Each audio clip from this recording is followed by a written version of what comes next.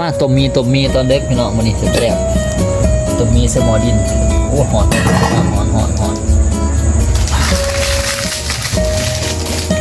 โอ้สุดยอดเฮ้ยสวยเลย